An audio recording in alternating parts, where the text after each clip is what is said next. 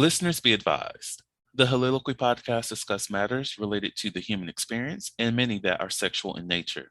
Due to this, some conversations may surround triggering topics such as sexual violence, self-harm, abuse, and much more. Please be advised, a list of crisis and psychological resources will be available in the show notes of this episode. With that said, let's get started with the show. Ladies and gentlemen, may I have your attention please as we go through the following safety instructions. In the event that there is a loss of cabin pressure, oxygen mask will drop from the overhead. Place the mask over your nose and mouth. Breathe normally as oxygen is flowing even if the mask is not inflated. Be sure to adjust your own mask before helping others.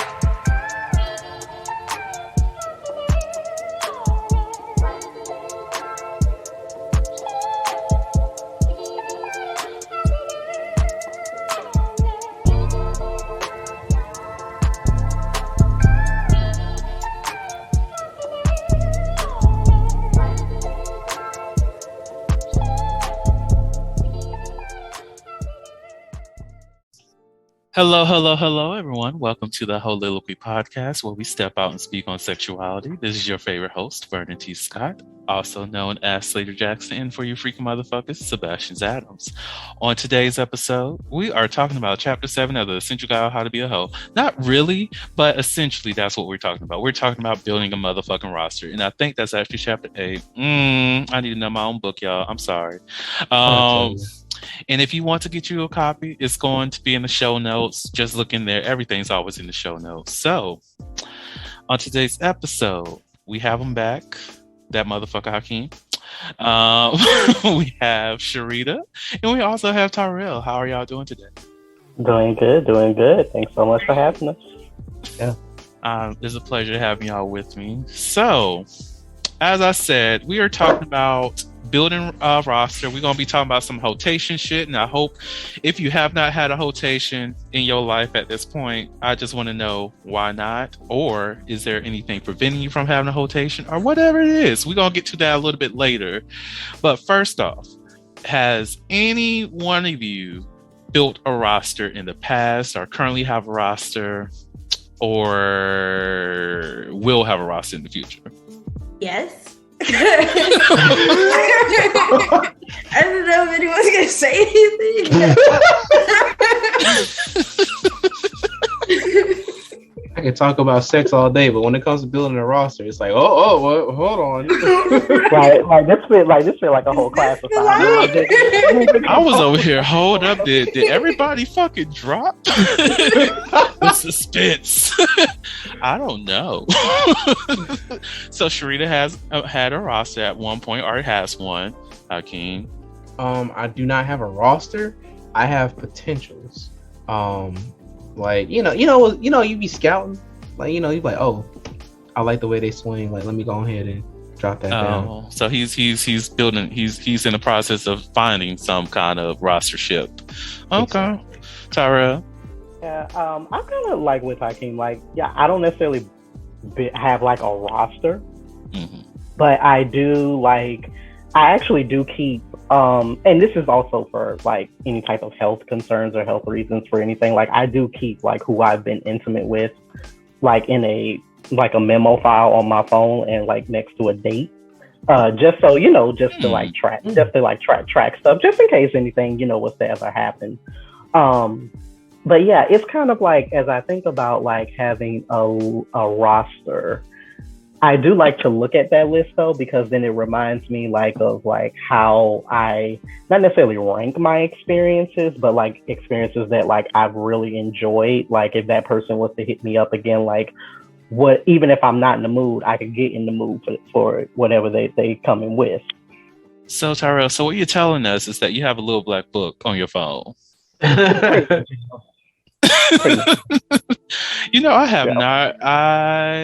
have not heard of a little black book in so long. I miss those kind of conversations like in media and stuff like that, talking about, oh, they got you penciled in and all this other stuff. She got her black book, he got his black book, all this shit.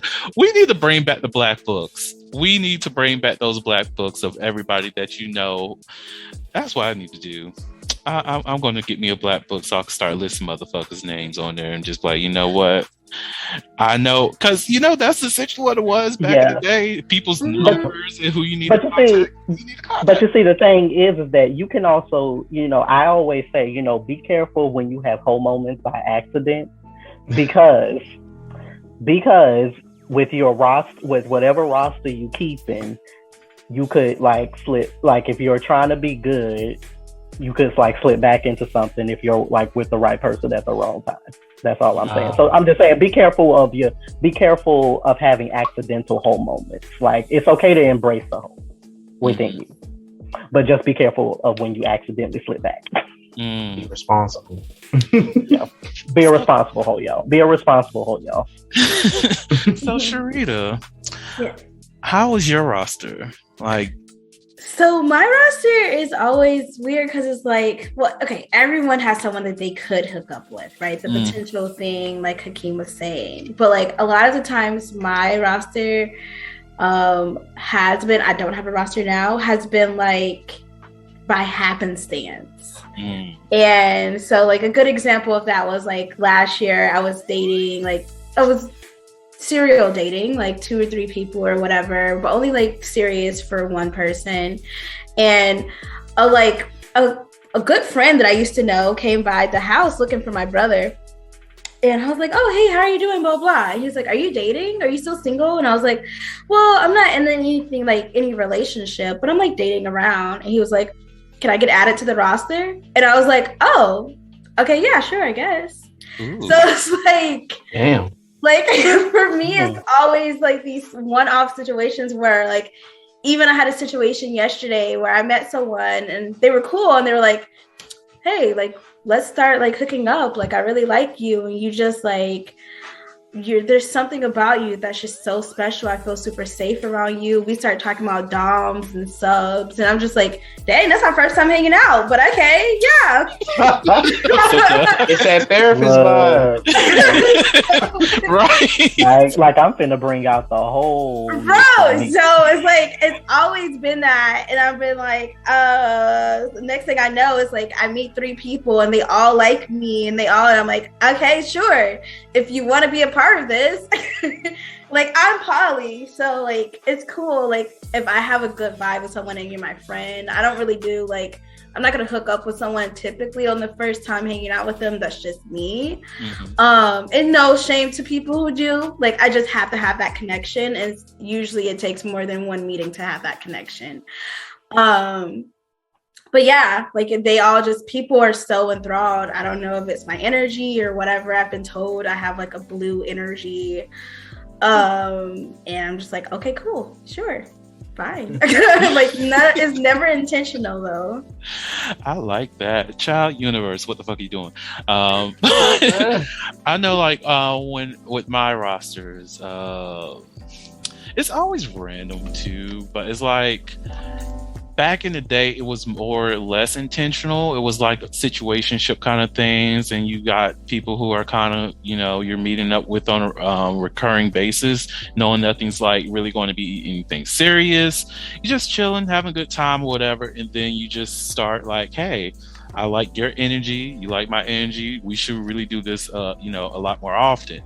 Now, I will say these days, there's too many people in their feelings to actually want to establish something like that, because it's like, well, I want to know who you're spending your time with like, are you spending your time with him? Are you spending your time with her? And I'm just like, is that in your business? Like, yeah, it's kind of like, I need to know, like, because it would be one of those situations, like I would love to like have like a friendship sort of situation, but it's kind of like, yeah, we can get hot and heavy in a minute, but it's kind of like I can't even go to that point because I need to know, like, are you gonna like lose your mind?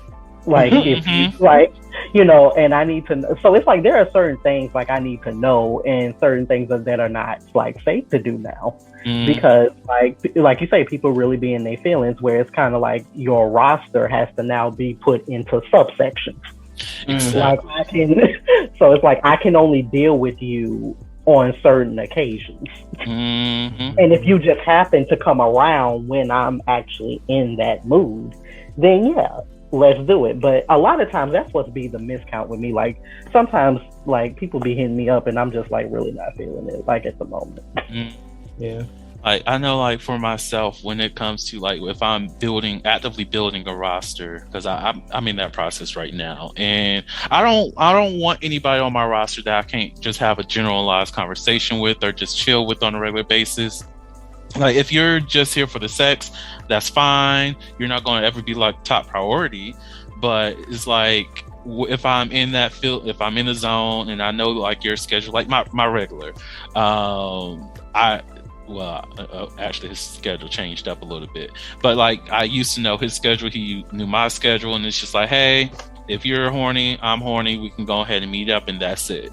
But I like to have people that I can still have great conversation with, check in on every now and again, see how they doing, and still have a enjoyable sexual experience. And we all mutually know that we're not seeing each other like exclusively, and we're here for the pleasure as well as the friendship and the bond that goes with that. And that's the thing that I like a lot about the rosters that I build. But it takes a lot of trial and error with that, because you still have to get to know people's persona and then also see how you match sexually. And if the sexual chemistry or the need for sexual exploration is not there, then it's not that I don't have a place for you. It's just like you're not going to be in that category of what I want to pursue on an ongoing basis, unless I'm looking for this exact one kind of thing and that one kind of thing only. Yeah, no, it definitely is. And yeah, so it's so much, you would think, like you say, I miss the days of just having like the little black book, because it's not to say like it was simpler, but as we moved on, and like obviously we're into the whole social media age, and just things like that, it's like there are many factors that complicate having a roster now. That it's like it's not just a black and white kind of thing, where it's like there are just like a lot of moving components to it, and if you're not careful, then you finding yourself dealing with one situation or multiple situations that you got to put in check. Like I refuse to have someone who's married on my roster. The reason why is because mofos be lying, and I'm not trying to be caught up. Somebody's spouse is like pulling up all angry, unless it's like a couple that I'm actually actively having threesomes with. But other than that, I'm not trying to deal with anybody in any kind of relationship, because I don't want your partner to feel like I'm taken away from them, as well as I don't want to engage in that risk of them not knowing that we're seeing each other. It's too many factors. And then I do like to go out on friend dates and every now and again. So if I can't take you to a restaurant, or not like I'm taking you out on a date, but like if we cannot go to a restaurant together and enjoy time that way, have a couple drinks, conversations, then it's like, you can't be on my roster because of that. Like, why are you here? Like, if you want to just keep it sexual, I guess. Just don't expect that's going to be like our ongoing thing. You might be one of those people I just reach out to once a month because the roster's full. You just like third string at this point. I mean, yeah, I get that. And to kind of like add on to that, I know that like you said something like the friend dates. Like, I get the point of having a roster. It's like to designate them their role and everything like that. But also like depending on the person, like you gotta know, all right, I can't take this person out, and I can take this person out, but I can't pay for everything, or because they're gonna be like, oh, we in a relationship kind of shit. I can't fuck this person this well, because if they do, or if I do, then they're gonna kind of think we in a relationship, right? So it's like you can build a roster, but you also gotta know like how people act. Like Tyrell said, like you gotta know how people are before you just start adding people willy-nilly. Because hey, like dick and ass, like that'll gotta fuck you up every time. I feel like as a poly person, my go-to is always to communicate that, right? And when I see these changes in behavior, I always address it. So like I'm treating everybody the same, but if I see, okay, this person's like texting me a lot more, sending me these emojis, doing a little bit extra than they would normally do, then I'm having a conversation and say, hey, I'm noticing this difference. And right now I'm not looking for a relationship with you. And if we cannot keep it kind of the same way that we were at, then we need to like figure out something else. Yeah, and same, you know, as Sharita, as well as also being on the poly spectrum, there's like certain, even when getting just to know people or in that dating phase, like, you know, being upfront and honest about where you are, you know, what you're looking for. Of course, that's always important in any type of love, in any type of love style approach. But I think also, like, I know for me, one of the first things that I had to figure out in identifying and being a solo poly person is that, you know, do I classify, you know, lovers or partners differently than friends with benefits? And for me, emotionally, no, I don't. But the quality time that we spend is different. With friends with benefits, it may be something that's a little bit more infrequent. Obviously, if I have a lover or a partner, for me, proximity is important, even if we are virtual for any type of reason, like the times that we're checking in or establishing, you know, this level of a, you know, relationship, like those things, you know, they matter. And so, you know, if you're not in a space, you know, to clearly communicate that, that's where those lines can be a little bit, you know, blurry. And let's also face it, like some people get, you know, when they get in their feelings, they sometimes get real big egos. So sometimes like people just got to be put in their place to know, like, just because you are on the roster, you can be replaced. Amen. Like the conversation, Lord. That part. Like let's just keep it real. Like if you start, you know, acting like you don't have no sense, you can be replaced. That triggered some people in my mind. Like I know for me it's like you can be replaced, and I already have a couple of bench warmers that are waiting. So like, play your role. You know what I'm saying? Yeah. No, you're right. Now, Sharita. Yes, ma'am. I'll get right. I swear. I looked. That's that on that. That's all I can say. So how many people, like, what was your max number of people on your roster? Well, Sharita, because I know you've had one, but for the others, well, however many you had in like a rotation or however you're building, how many potentials y'all got? Let's put it that way. I mean, realistically speaking, like I can only handle 3 people. And they have to be like within a certain like driving distance, because I am not going my ass up to Atlanta no more. I am not driving my ass. I'm too old for that shit. Yeah, that's also a factor because of the fact, like I say, I don't drive. So, you know, sometimes when I'm when I'm spending like this, you know, this rideshare money and stuff like that to go visit somebody, I'm like, yeah, there are certain things I'm expecting out of this evening. Like, not to say like you owe me anything, but like I do have certain expectations. And number one expectation is always just quality time, because I love spending quality time with people. But yeah, in the back of my head, I'm like, yeah, there needs to be like just a little bit of kissing, a little bit of cuddling. Like, we don't need to do nothing else, but it's like I came over here for some affection, damn it. Give me what I want. I need this.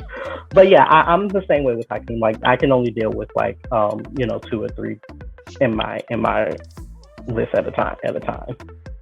So second that's my 11 people. Dang,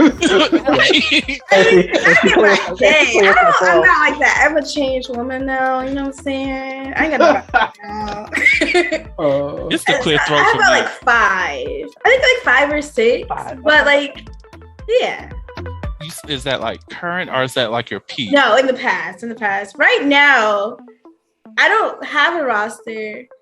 I mean, there's people there's bench warmers, I guess, so potentials, but like I don't have a roster right now. I would say my max. This was back in the Macon days. I was a ho. Macon brings out the hoe in everybody. It really does. I think the max I had was somewhere between 5 and 7. And that's also when I tried to do like the compartmentalization, having like a separate phone for the hoes or whatnot. Well, complete separate number. Oh, dang. And that couldn't work out for me. It was too much. Like anybody who, I tried it a second time in Nashville, and I only had like 3. And even that, trying to balance like the 2 phones, because I have my work phone, and then it's too much. I'd just rather keep everything on one phone.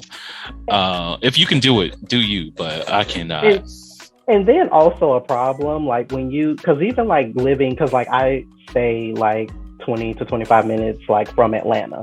And so, but even just like meeting people, like for friends or whatever, like I've had a couple awkward situations where it's like I've talked to somebody, we really not hitting it off, and so we'll just go our separate ways. Or sometimes ghosting, that does happen.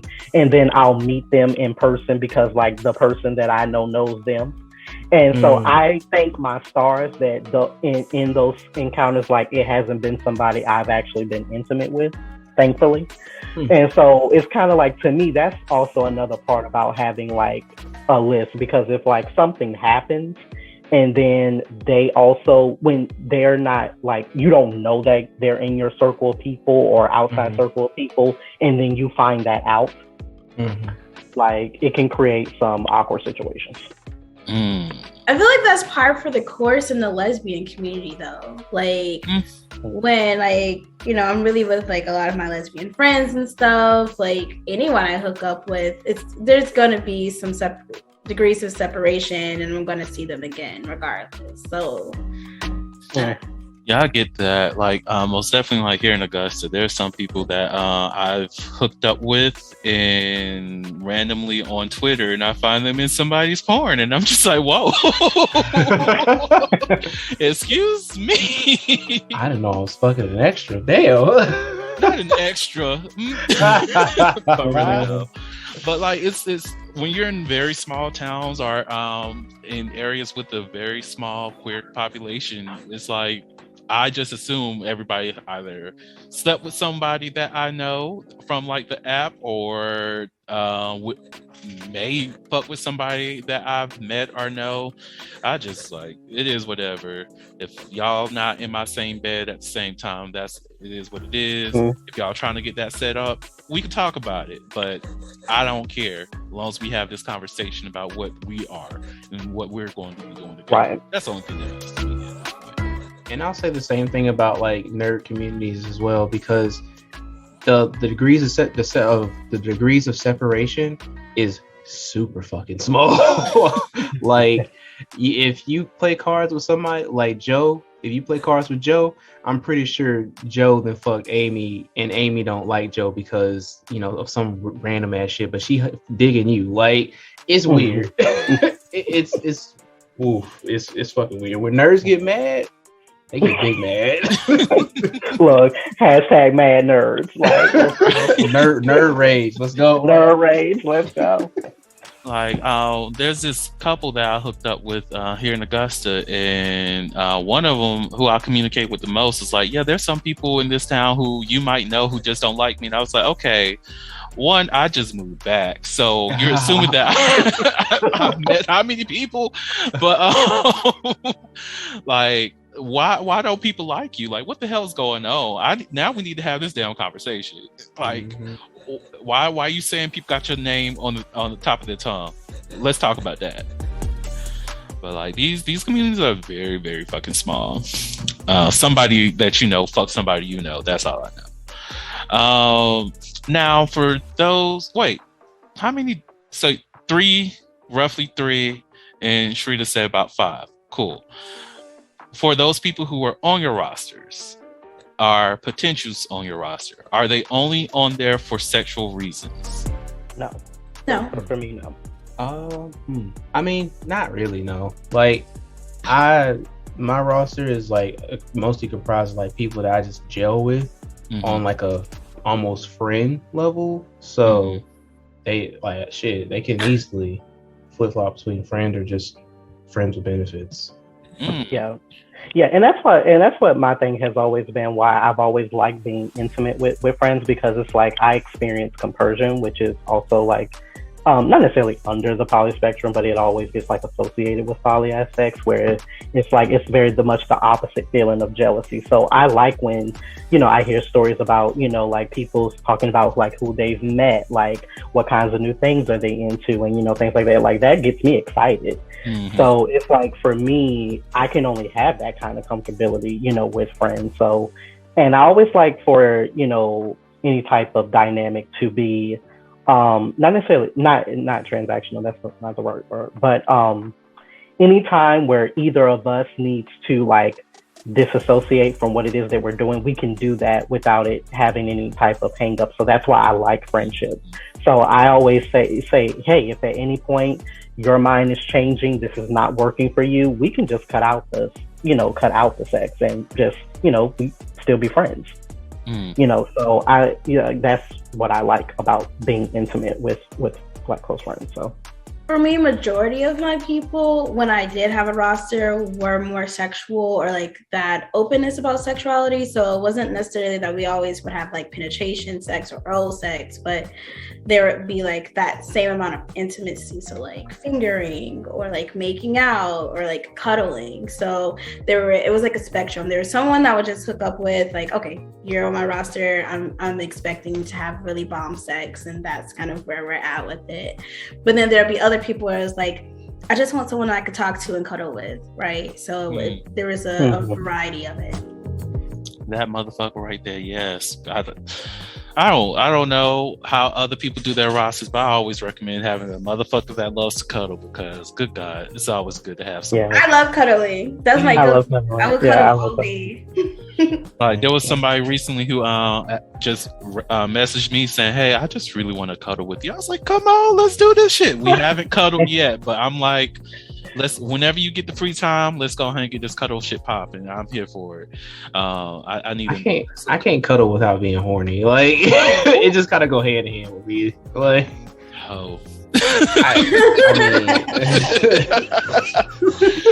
I'm kind of like the in between. Like I'm horny, but like I don't necessarily need to do anything. Like I could just be hard, and you know, like that's it. Like you feel something, but like don't necessarily have to do anything because of it.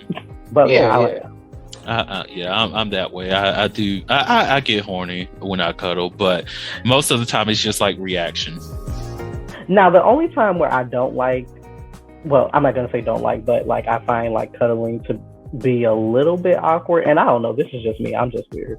Like I have this weird like kind of like morning after thing where it's like I'm not used to like being away from home after a certain time. So it's like if I like we've spent the night together, we've cuddled, kissed, all that is wonderful. By the time I get up the next morning, like I'm ready to go. And it's like if the other person is like still asleep, I'm just like, I have these really like awkward moments where I'm just like staring at the ceiling. I'm really wondering like, should I wake them up? Should I get up? Like I don't want to like I really don't know what to do, because it's like I'm ready to go, but it's like I'm not wanting to be rude about it, but it's like I want to go. I'm the same way. It's really awkward. What I've started doing, and this is even with like friends, because like I'll hang out at a friend's house and spend a night, but they don't get up until 1. Like I always just ask, like, what time do you typically wake up? And depending on like if I'm like, you know, if I've been drinking, I'll still stay there. But if I haven't been and you don't wake up until 2 o'clock, I'm leaving before, you know, I'm just leaving ahead of time. Right. That's a good thing. Yeah. I like that. I mean, my friends are like hella used to me just like disappearing.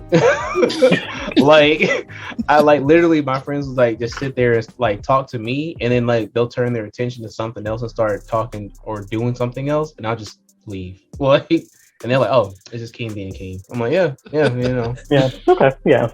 I'm always just afraid of like setting off an alarm as I'm leaving. Exactly. That's my only concern. That's my concern, because I'm like, I don't know the fucking code, and I'm over here trying to avoid waking you up. Now that this fucking alarm is off, now I need to come contact you. Like, wake your ass up. Please wake up. This alarm is going off. I'm not trying to be caught up in here and somebody think I'm breaking in. Oh my God, it's too much shit going on. Help. Yeah, I can. Like I typically just like, let me just go ahead and go back to my home and just be, or hotel, and be comfortable, because I don't know. I just like the security of my own space. For the most part, like that's why I always return home. And that's why I have the push and pull, because it's like, it depends on also like when we're meeting up, because it's like, if we're not meeting up until late evening or that night, like, and I'm not trying to like come over by you for just like a few hours and then like, just like leave, or I don't necessarily want that. Like, I'll do that, but it's like, especially like if I haven't seen you in a minute, like like just for us to have more time. So I actually like spending time by other people, but it's just one of those things like, yeah, I need you to like be, even though I'm not necessarily a morning person, I need you to be like a morning person, because by the morning I'm trying to get. So what are some lessons that y'all have learned from your experience of like, I don't want to say dating per se, but in terms like just being out here in these streets, finding potential people or engaging with people that you feel as though that you can further a connection with, or lessen that connection, just, leave them off to the side somewhere. What are some of the lessons that y'all learned? I would say serial date. Like, until things get, well, for poly, it's a little bit different, of course, but if you're a monogamous person, until things get exclusive, serial date. Date multiple people, like talk to multiple people, learn about yourself in that as well, right? So date yourself and include it in that. Oh yes for date yourself. I support dating yourself every fucking day. I'm looking forward to the end of the month, because I have a date set up for myself, and it's going to be real good, y'all. I'm going to a restaurant. I have a little self spa day. I'm doing some shit. I'm treating this nigga right. But yes, definitely date yourself, motherfuckers. What about you, Hakeem, Tariel? What y'all learn? It's actually interesting. I actually have my very first date in an hour.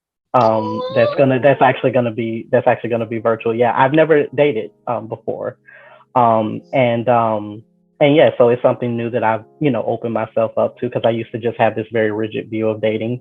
And so, now being in a different space of knowing myself, love, self journey, I'm now actually open to it. So yeah, I actually have my first date actually in another hour. So I'm really excited about that. Love to see it. Yeah, but somebody told me something very interesting once. They said, date in private until you're able to love openly. And what stuck out to me about that, Sheree, is just like how you were saying about making sure that you multi-date, because that's how you actually get to know yourself, learn about the things that you like, things that you don't like, things that, you want to, have in another partner or partners, and, date with intention. And that's where I've come around to. Like I say, I used to think of dating just as this, traditional kind of trajectory, like this is like the steps that, have to be done, and not recognizing that, people date just for fun too, like, so dating doesn't necessarily have to be all, be this overarching kind of romantic notion just seeped in, to all of these like conventions. And so, yeah, I think as long as like you're honest about your intentions, like, and keep that line of open communication open, that's like, it's easier to say, it's harder to actually put into practice for many people. But yeah, just date with intention. And yeah, even though to date privately until, you're able to love openly. So yeah, I really like that. That's a nice little lesson right there. Yeah. I don't really have a lot of stuff to say about dating, only because like I'm just trash at dating. Like, sheltered. Yeah, I'm very sheltered in that aspect. I don't know. It's just like, for me, dating itself is just like one of those awkward things, because I have to have pretext. If I don't have any pretext, I don't generally talk to somebody. So it's really awkward dating. Dating apps are trash for me. Like,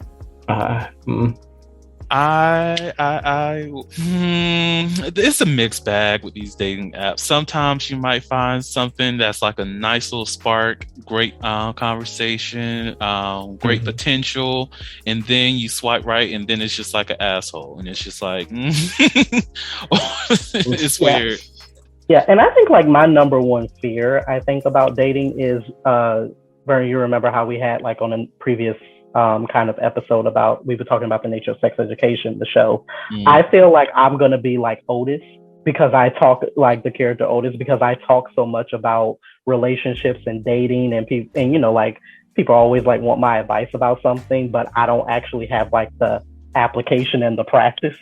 And so like that's really what's going to be going through my head. It's like, oh my God, I know like all these things about dating and relationships and things like that. And now I actually have to put it into practice. Like I'm going to go hide. I'm just going to go hide. I'm with you there because it's like most definitely when it comes to like building relationships and just building like just knowing the triggers that people have.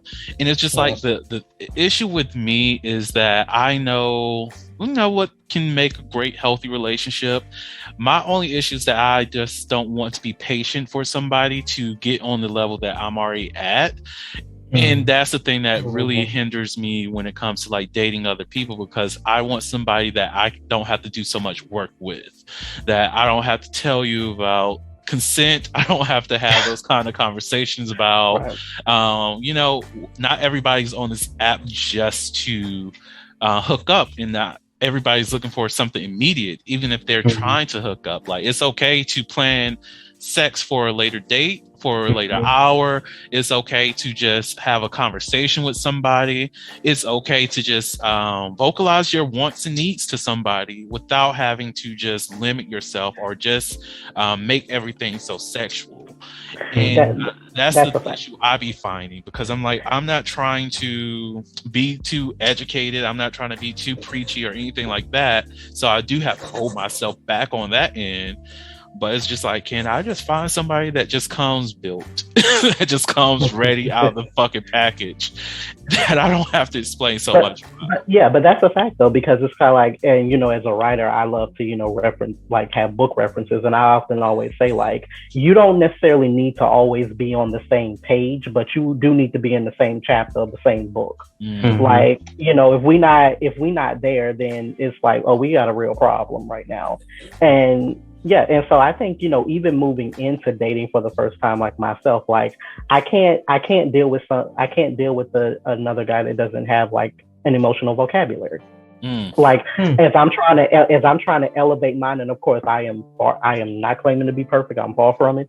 But it's like, but one thing I do have is an expression with words. I know how to express myself. So I need that in getting to know someone else. And that's I don't know if you want to call that a deal breaker or something like that, but it's just I need you to be able to express yourself. Like that's not going to happen 100% of the time. No, I don't, not expecting perfection or anything like that. But I can't deal with the text that is one word, or I can't deal with half conversation.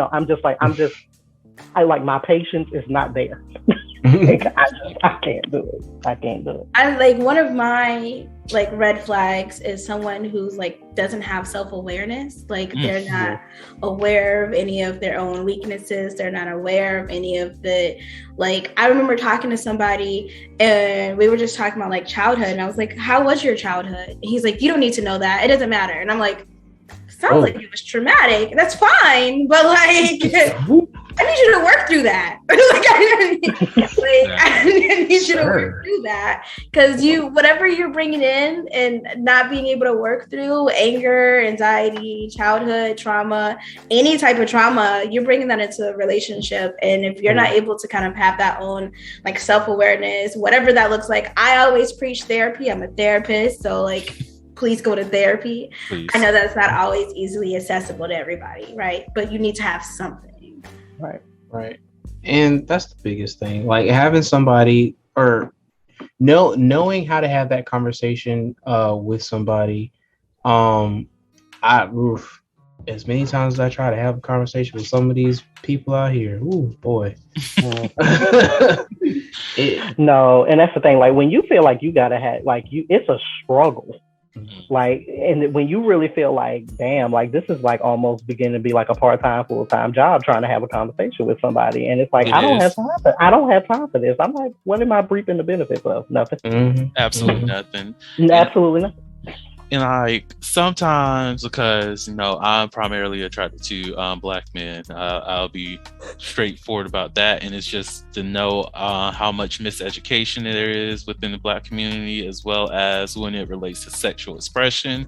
And I've been looking at some people's profiles and reading them, and I see somebody who's like, "Oh, I'm looking for a sub, I'm a dom, and all this other stuff," and that I'd be into some of that, and I'm like, okay, you might be into some kink, so let me message you and figure out what this is. And my main question I ask people is like, what does it mean to you to be a dom? And then is somebody who's only focusing on being in control in the situation, or someone who's conflating dominance with aggression? And I'm just like, I cannot fuck around with you, because your level of want in this control that you're looking for right now, that's not going towards the kink thing. Like if you're in this space of being a true dom for somebody and having a submissive, then you have to respect their boundaries. You have to know what their flag, like their greens, their yellows, their reds, their hard stops. You have to be willing to have that conversation with them. Not that you just want to fully control everybody's actions, because I'm not trying to do that. Because I still have my own personal autonomy within all these situations. And I'm quick to make somebody who think they're a dom into a sub. Like, I don't mind doing it. But yeah. And I can always automatically tell about like the engagement level of a conversation because of the fact I have so many intersections, of course, of identity, being black, being same gender loving, being poly, all of these different things about me. And always the great conversations I will have is always the people that are asking questions like, that's interesting. Like, could you tell me more about that? And so I can always, even from just the nature of text, just even from the way people word their text messages, like you can feel when something is coming off as being judgmental. You can feel when things are coming off as like a genuine interest or intrigue, and learning to like decipher that. And it's kind of like, listen, I do my best, not to judge, not to say this, that I don't judge, but it takes a lot for me to get to a place of being judgmental of how someone else operates or lives their life. So I know that that's not that kind of energy that I'm coming in with. So if I feel like you're giving me that kind of energy right off the bat and you really don't even know me, I can't interact with you, because even from the nature of a text, it's just the vibration and the energy is not there. It's not there. And that's one thing I really like about the poly community. So like out of all the communities that I'm a part of, like I have different spectrums too, being pan, poly, black. Getting more like involved in the poly and the lifestyle community, they are like, you don't have to do so much of this like sex education. You don't have to do so much of this conversation about consent. You don't have to do these conversations about communication, right? Now there are some poly people that you have to like suss out, like those couples that only want a girl, but then if a guy comes in, it's no issue. But as a whole, like the people in that community are already fully aware, and most of them have already done the self-work because they started off as mono and then became poly. They had to do some sort of work to that transition. Right. And that's what I like about all those spaces. As I was, and back to your point, Vernon, as well, like people who say that they're a dom or like there's dominant and shit like that, I used to be that way. But then I was like, you know what? I don't feel like a dominant. So let me just switch back to being undecided. Then I was like, all right, maybe I'm a top.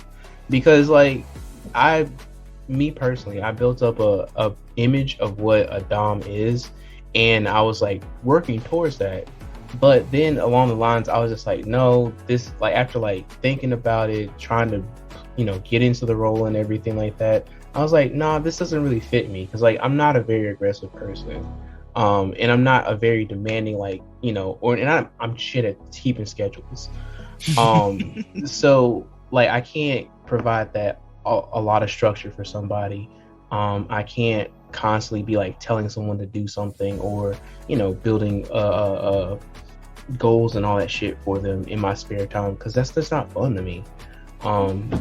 So that whole thing. And then every time I'm either hooking up with somebody, or there's a connection with somebody, or I'm just generally interested in somebody, they are always a part of either poly community, BDSM community, on some sort of queer spectrum or anything like that. And I'm just like, damn, like, because these people know like how to have a conversation, how to approach certain topics, what's good and what's not good, that kind of thing. And with some of the people out here who are straight and not in those communities, it's like either pulling teeth or you're being someone's teacher. And I'm just like, I ain't got time for that shit. Exactly. Like, this is why I personally refuse to hook up with anybody or even become sexually intimate with anybody who's like new to the game. Like, I need you to have had some type of experience, because I'm not going to be your teacher. Like, I don't want to hold your hand so that you can go through all the motions that you need to go through because you decided, let me go ahead and experience this, see if I like it. I was curious, whatever. Granted, I recently did that because I had the expectation that they did meet up with somebody before, and then turn out, oh no, you're actually my first queer experience. And I'm just like, look, I'm not going to help you process this. I cannot be that person, but look, I got this book. You can read that if that will help you. You can listen to the podcast. I don't know, but like, I'm not going to be a teacher. And I think also when you like talk about like poly communities and queer communities and just all of that, I think also too, like when I have met a few other poly people, or I've met people in different spaces that are naturally they're naturally nurturing of openness, and you finding yourself, like, that's a very vast difference than what you will see in like a heteronormative space. Like, one of the main things that I've never gotten this reason, and I said maybe because of the fact I've never dated, that's the reason why I don't get it. But a lot of times when you'll hear people that say, like, when they're trying to get to know somebody, like if they haven't been married by a certain age, or they haven't had a lot of experience dating, why that's a red flag. And I'm like, and I've always had this attitude, I'm like, well, why is that a red flag? Like, if somebody has not been married by a certain age, or had kids by a certain age, or even has a lot of dating experience, it's kind of like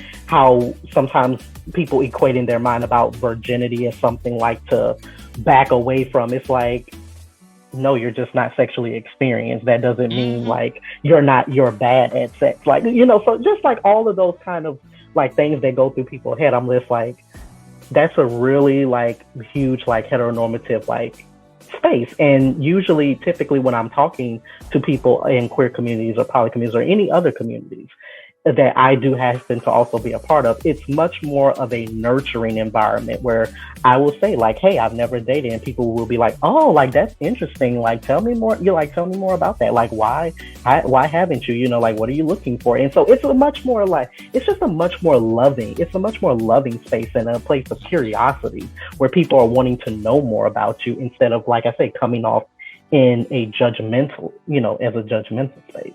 So. I definitely agree. And I feel like in heteronormative, like, you get these like varied messaging. So yeah, it's like, I don't want a virgin, but then if you have a certain amount of body count, then you're dirty. Or if you're this, then you're dirty. And it's like, well, which one am I? Because you want someone who's sexually experienced, but you want them to only have been with 3 people. Like, that doesn't necessarily make sense. Mm-hmm. I'm not going to be able to do all these Gok 3000. I've only been with 2 people my whole life, right? Like, it's so varying, contradicting. Mm-hmm. Now, I know one of the things that I've been trying to stress with some people, most definitely within queer spaces, that you don't have to live the heteronormative life. You don't, like, by definition, you don't fit heteronormative standards. So why continue to try to live your life in that way. Like, you get to write the script of your life. You get to do whatever the hell that you want to do, express your sexuality however you want to. You don't have to have that masculine, feminine role. You can have femme, mask, trans femme. You can have everything within this space. You don't have to just go off of that binary of the heteronormative lifestyle. And I find that very absent within a lot of queer spaces, unfortunately. Like, I remember looking at on I think it was Jacked, and seeing somebody's profile saying, oh, I don't fuck around with anybody who's masked, or and this is somebody who's masculine saying that they only want femme people, which is fine. And then I also saw a profile of someone who's trans, and they were just like, I don't want anybody that is femme. I only want masculine people, because what do we look like? And that was like the shade that they were throwing too. It's like they're looking to fit that standard of the heteronormative. And I'm just like, there's a lot that all of us can be doing outside of that mold. Right. And there comes a point where we have to retool and repurpose the conversation, because like, I was looking, actually surprisingly, like a very good Twitter thread that was happening, and somebody had posted about the fact of, like, I'm just tired of like relationships and stuff like that. Everybody always wants you to fit into a category and be like, like gender roles and stuff like that, and I don't believe in that and stuff like that. And okay, yeah, that's all well and good, but I did like how some people did point out is to say, like, well, one, some people like gender roles, like in their relationships. Like, let's just put that out there. Some people do like gender roles, but what was really the tweets that were capturing me were the ones that I was seeing about, yeah, I mean, I agree, but let's kind of like restructure the nature of the conversation. Like, no, I don't necessarily believe in gender roles, but some people were saying like, but typically when we are in relation with people, we do take on certain roles. And like, I even like the analogy that somebody said, it's like relationships are like a dance. Like, two people can't be leading at the same time. Otherwise, you're going to go in a misdirection. And so that's not to say that I'm going to be leading all the time, or this person is going to be leading all the time, but you do have to, you do step into certain roles, when you're in relation with people. And so, I was liking how, a lot of people in the thread were trying to like, hey, let's like repurpose or retool this conversation. That's an age-old, conversation. But I was liking the fact that, people were trying to steer the conversation in another direction instead of just shutting down as to say like, oh, gender roles bad, or gender roles good. Like, come on. Like, for me, I think of like gender roles. I'm not necessarily a fan of gender roles. I am more of a fan of choosing a role that is beneficial towards the relationship, in terms of like the traditional gender roles is all set within the mindset that you have this one person who does this and the other person that does that, rather than we can interchange that throughout. Like, if you're the male of the household, that you have to be the person, the breadwinner, instead of just that dynamic having that, okay, it's also fine for the woman to be the breadwinner. And that's like the conversation that is, I would say, is for not focused on a lot in terms of the fluid nature of that, rather than it just being gender specific. Just, hey, this person has this role in the house, this person has that role, regardless of what they are sexually or in terms of identity. Right. And that's why we need such inclusive education, because I can only imagine how it is like for kids, especially nowadays, growing up so confused. Like, no matter how you identify, because it's like, I can't, for like young, self-identifying young men, it's like you want to be respectful, but then it's like if you are laid back too much, then it can read like you don't care. You're not being chivalrous, but then if you're too chivalrous, then you're stepping on, an identifying woman's toes. Same thing, I think, for identifying women. How many times do women get the messages of they got to be on their game, they got to be the boss, but it's kind of like, yeah, I am that way professionally. I don't want to be that in relationships. So it's like, so many just mixed messages that, we get as, we're coming up. It's like, okay, by the time I get here, it's like, okay, now what the hell to do? Like, okay, like I'm here, so now what the hell to do? This is why I'm just like, motherfuckers, just be human. Just be human. Like, treat people with kindness and let that be it. Yeah, and just do what works for you. I think I had to like learn like, one, I don't fit this archetype of being like this submissive woman. I don't. I would prefer to work and someone else do the cleaning. That's just me. So like, I think figuring out what works for you and being honest in that, right? Like doing all of that stuff it may get you a man or whatever you're looking for, but will you be happy? Is it reciprocal, right? I remember watching, I think I talked to Vernon about this in the last like episode. Like there was this lady who was like, I have an 8 count for my boyfriend. I do this for him. And the lady was like, well, what does he do for you? And her response was, well, I'm pretty simple. There isn't much that he has to do for me. Like, no, we need reciprocity here. Like, what makes you happy? What are the things? What is your 8 count? Are you communicating that with him?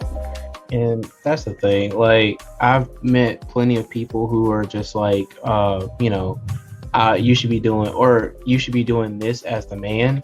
And even as a person who kind of like is on that cis side, right? Like, I'm just like, yo, don't tell me what the fuck to do. Do not tell me what to do. Exactly. Because like there are certain things that I'm amazing at, and thinking is one of them. But actually doing shit and having to keep it on a set schedule, I am not good at that shit. So that's where I'm just like, okay, like, how do I do this? Like you said, it's a dance. Like I like to be, over here sometimes, or sometimes I like to be over here. It just depends on the person the energy that the person is giving me. Because I'm very reflective of that. And something that was really eye-opening, even though I have like obviously certain problems with him, like I do kind of like what Steve Harvey said one time, like during when he had his talk show on, and he was saying that one of the first things like he like did when he like met his wife was that there were just, he was, like you said, I was completely honest with her. There are just certain things, like household things, I don't do. But he framed it in the context, just because I don't do it doesn't mean I expect you to do it. So it's kind of like, if you don't do it, we can hire somebody to do it. Mm-hmm. So like, I like that approach. So it's kind of like, framing the conversation. I'm telling you what I just don't do. I don't do. So I'm laying that very out clearly. Take that or leave it. I'm not putting the fact that I don't do it on you. I'm not expecting you to do it, but just know if you don't, then we'll just hire somebody to do it. And I had to really identify with that, because even just growing up, like there are just certain things I didn't do. I was not like an outside doors kind of child. So therefore there were certain chores I was not doing. I was not mowing the lawn. I was not, outside, doing like what you would typically associate with like chores. Like I didn't do that. Like the most I did was like wash clothes and clean, make sure, house was clean at the very most. So my family would get on me, like, as, I was growing up, as to say like, why doesn't he, like do certain things? And, King, it's like you said, because I don't like being told what the hell to do. and y'all don't live in my household. So therefore y'all opinion does not matter. I know I'm like a huge stay-at-home dad at this point, because I'm just like, one, look, there's a lot of things that I'm not going out to the mow lawn. I love those people who do it. I respect you. I fucks with you. It's just, look, but no, I just don't want to do it. But I don't like grass. Right. But like, I'm open with painting the fucking house. I don't mind like building something indoors, like a fucking table. If I need to build a fucking table, I do know how to do that. Surprisingly, like I don't mind like fixing dinner, washing clothes. I do not dust. I need to dust my apartment. I'll be honest. Look, it's been like 2 months, 3 months, probably. I'm 4. Allergic. Like if I have a pet, I would be a lot better at dusting. But look, I love vacuuming actually. Give me a vacuum. I will like give you that little fragrance to that the powder that you put on the floor. Oh. Carpet cleaner. Shit is good. Yeah. Smelling great. I kind of have this thing for bleach. I hate using bleach, but I love the smell of bleach. I don't know what it is. Like, look, I will like when I clean the bathroom, I just let the bleach soak in a little bit, do what it needs to do, walk out, probably wash the dishes, come back up in this mofo, scrub the shits, and then I'll just bask in that ambiance of a nice bleachy smell. Life is good. I don't know. Like when I started cleaning stuff, I'm just like, man, I wish I could just throw this whole room away. Wow. Like well, it just start over. Yeah. I will say because I'm looking at a pile of mail right now. That's my thing. Getting rid of old mail. I'm horrible at that. I need somebody who's just like, motherfucker, you have not read this thing. You said you was going to read it. Throw it in the trash. If it was something important, it's probably already expired now. But it's kind of like the downside to like dealing with people is like for certain things that you don't do, but other people do. It's like, damn, I need them. But you don't want to be a user. But I think the same thing. Like, you love like washing dishes, cool? Because I hate the food particles. I can't. And now certain things I do avoid because like with me being only 5'3", like so people will joke and laugh about like, oh, so what you do when you put things on top shelf? I'm like, well, hello, there's step stools for a reason. But two, I just avoid putting things on the top shelf, so everything is cluttered up together. I just don't use certain cabinets in my space. Like, there you go. Right. I support. Well, to get back on topic, how do you all manage or maintain an effective rotation with the roster or potentials? Flirting. Yeah, flirting.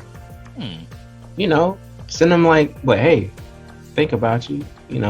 Just send them like, hey, flower. I don't know. Like, send them emoji. Like, let them know that. Just let them know that they're still around. That you still think about them.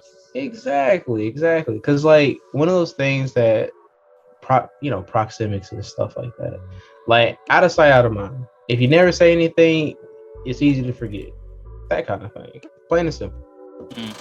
Yeah, I would say just check. Yeah, I always just generally, and I do this for people who are just friends, people who are friends with benefits or whatever. Like I just like send like check-in texts, like, hey, it's been a minute. Just wanted to check in with you. Hope all is well. And that can even just start a dialogue going, because like people like we going through some shit. So you never know. And some people, they have different ways of coping and dealing with that. Some people they kind of fall off the reservation. So like King was saying, if it's just a smiling emoji or just something that will brighten somebody's day, it doesn't need to be anything overbearing or too much. But also, too, I think also knowing, feeling people's energy and knowing like their different moods, like when that they kind of are busy with work or school and like they're kind of like falling off a little bit, that may be a time for you to check in with them. It may be a time for you to like entertain like other prospects, as Sharita was saying, maybe those bench warmers.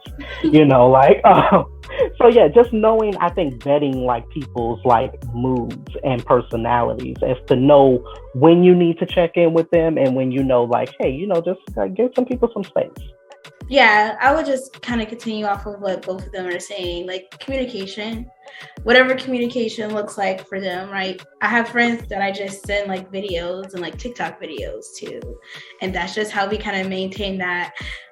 There's people that I send gifts to, and then there's some people that I know like love these kind of long text paragraph type things, and depending on if I have the capacity, that would probably be someone that I'm a lot closer to. I would do that little check-in, seeing how their day is going and things of that nature. But any type of kind of communication is really great. I'm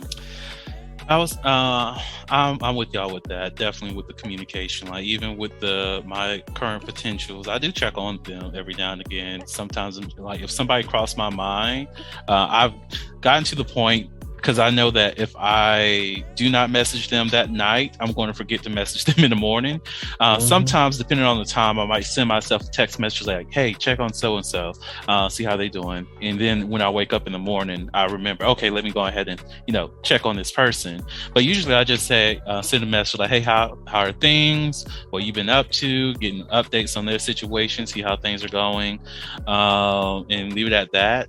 Sometimes it might come and move up to planning our next outing or hooking up together, even if it happens or doesn't happen, but just checking in, because I always focus on remembering that there's a human on the other side of this phone, and respecting that and knowing that sometimes people are going through some things, and mostly this is for you, Sharita, in terms of like roster and building roster. Would you say that your experience with building a roster is different? Like your approach is different pre-pandemic versus current? Or would you say things are like pretty much the same? I think the way in which I built a roster was different. Like before the pandemic, it was so much easier because, as I said, most of my roster would be happenstance. Mm-hmm. And so before the pandemic, it was so much easier to just meet people in person and have that kind of energy and vibe. I think after the pandemic, it was a lot more of like dating apps, and I'm not a huge fan of that. So when I kind of had a roster last year, it was a little bit harder. Like I would have to work more and like communicating through like apps versus in person, and I'm more of an in-person type of thing. So same. Y'all have any comments on that?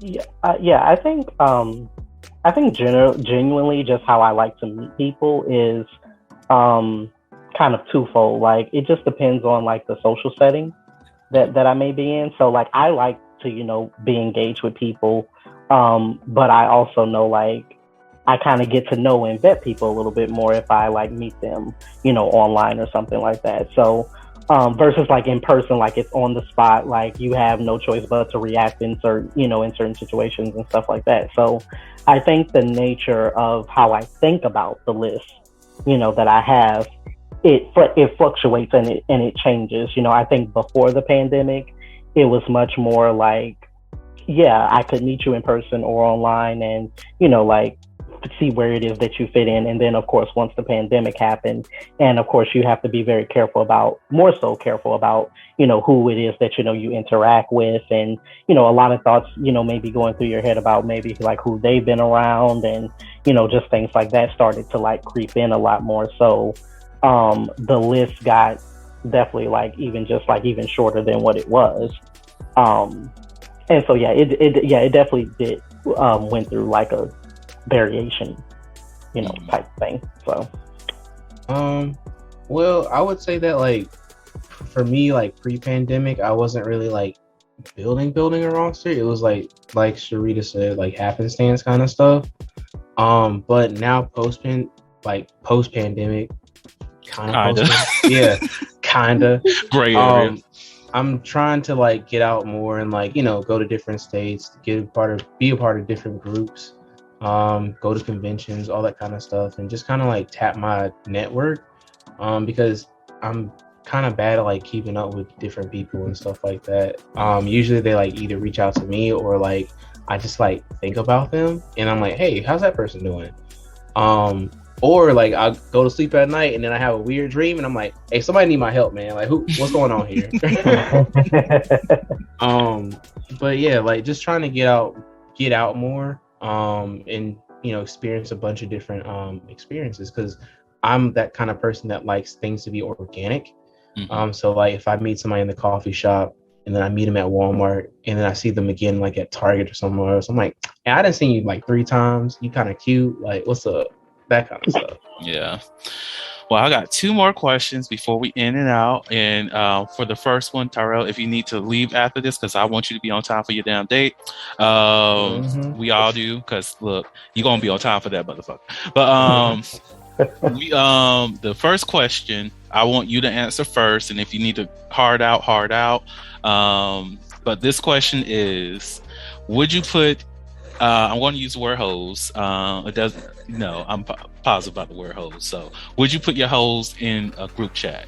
Would you put the people on your roster in a group chat together? No. And yeah, no. Yeah, as I think about that, real no. And it's not even because of like feeling like, oh, I'm about to be caught, or it's like something like that. No, it would just be because like I attract like different like personality types, and even though like it's not anything like far-fetched, like, so I do like interact with people who have like similar personalities and stuff like that. I just feel like very like anxious about it because I don't like mixed company. And I don't care whether that's in person or even just like group text. I hate group text, actually, just in general. So it's like, yeah, for me to like have like my quotation list in a group chat, like, just would give me amounts of anxiety for like just no reason for them. But it's like I would be having like a full-blown panic attack. I get that, Hakeem, because your face said it all. Hey, look, I like chaos, but like, so I like Tyrell, I do attract a bunch of different personalities. However, I will say this: they either are brats, or they like are freaking, or they just like real hood ghetto chicks that been through some shit, but they like have some sort of awakening and shit. I would love to be in your group chat. I would be entertained. That community, that sounds fun. That sounds hella interesting. Like, cause I'm thinking about this one specific person. Like, she told me, like, she was like, yeah, I don't like white people. And I was like, hold on here. Like, most of my friends are like white. Like, I can't. I like white people. And she's like, no, can't do it. They got pink dicks. I was like, what's wrong with a pink dick? I don't get it. Oh. But I would do it. However, I would have to have like a lot of ground rules, and like Tyrell, I'd be anxious every second. Yeah, anytime you get the notifications, like, oh shit, what now? What she did? Like, what? It's like, I would. I think it'd be fun. I tend to gravitate towards intellectuals, but also like super nerdy anime people. So I think they would get along, and even if they didn't, they would still like be open-minded. And so I think that would be cool. And they all, like, when I did have a roster, they all knew. Like, there was one time I was like talking to a guy, and I was like, yeah, so and so came over and we just fucked. And then that same day I fucked the other guy, and I was like, okay, it is what it is. Yeah. See, I would love to be in your group chat too. Like that, I feel like there is some room for a great conversation, so I'm here for that. I will have a group chat with my roster. I just know my regular cannot be in there because that motherfucker gets a little bit too possessive sometimes, and it's just like, motherfucker, without dating. So it's like I would do that just without that motherfucker in there. Because like most of the people I do hook up with, they're very open about their sexuality and expressing it in different ways. If you made it the roster, you got to be on that level anyways. But they probably will be setting up shit amongst themselves, and I'm just like in a group chat like, am I free? Like, what, y'all planning this shit? Like, what, can I join this motherfucking meetup? Am I not invited? Didn't I start this shit? This is my group chat. Right. I will kick y'all out my group chat.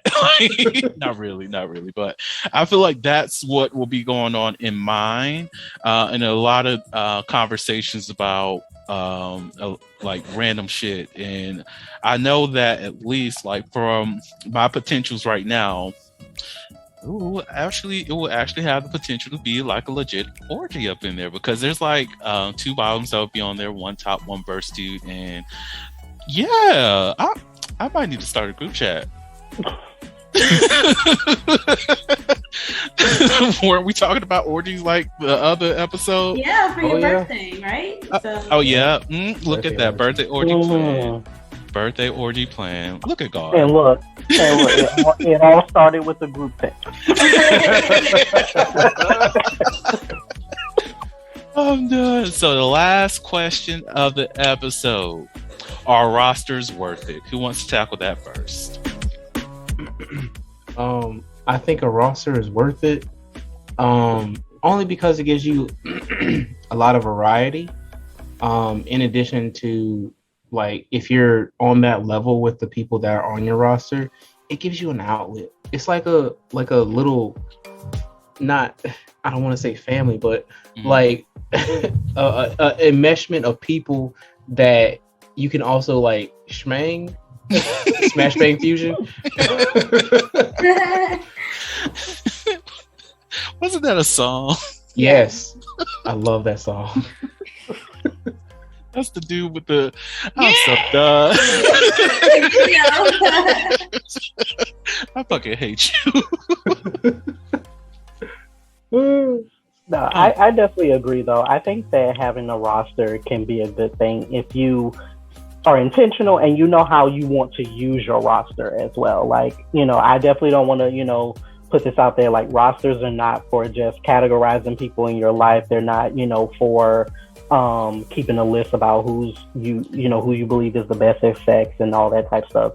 It's really just about you prioritizing your needs at particular times, and I think Sharita, you said it best earlier. There are some people that, if I call, I know I can just, I can just call up and cuddle with. I know like those people who like I want to spend like some hours with them in the bed the bedroom or wherever. And so it is kind of categorizing in a way, but not doing it in a way that diminishes or disrespects anyone. So I think knowing what you want to use your roster for, no matter if that's just pure affection. Hey, you could just be having a roster just because you want to have a movie night or something, like if that's your prerogative, then hey, you go with it. So have a roster, but know what you're using the roster for. Yes, I like that message. And I agree with both of them. Me, I'm really for like serial dating, and I think having a roster is a way for you to do that, right? Getting to know people at different levels of intimacy.